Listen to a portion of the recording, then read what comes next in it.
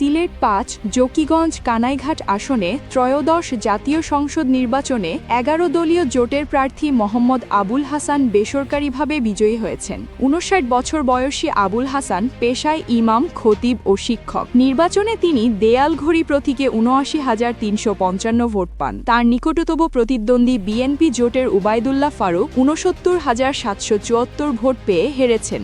জয় ব্যবধান দাঁড়িয়েছে ৯,৫৮১ ভোট।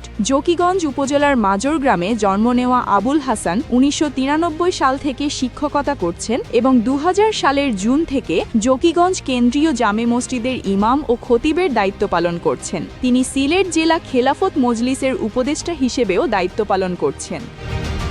বেসরকারিভাবে বিজয়ী হওয়ার পর আবুল হাসান বলেন, আল্লাহর রাসূল মিম্বর থেকে দেশ পরিচালনা করেছেন। সেই অনুসরণে তিনি মসজিদের মিম্বর থেকে সংসদ ভবনে উঠে দেশের ও মিল্লাতের খিদমতে কাজ চালাবেন। তিনি জানান, জকিগঞ্জ কানাইঘাটের মানুষকে উন্নয়নের পথে নিয়ে আসার জন্য বিশেষজ্ঞদের পরামর্শে ব্যবস্থা গ্রহণ করা হবে। তার জয়ের পর সিলেট ৫ এলাকায় এক উৎসব মুখর পরিবেশ সৃষ্টি হয়েছে। মানুষ তাকে গণমানুষের ইমাম হিসেবে আখ্যা দিচ্ছে। জকিগঞ্জ কানাইঘাট সাধারণ জনগণ মনে করছেন, একজন ধর্মীয় আলেমকে প্রতিনিধি হিসেবে পেয়ে তারা এখন তাদের দাবিগুলো আরও নৈতিক সাহসের সাথে তুলে ধরতে পারবেন।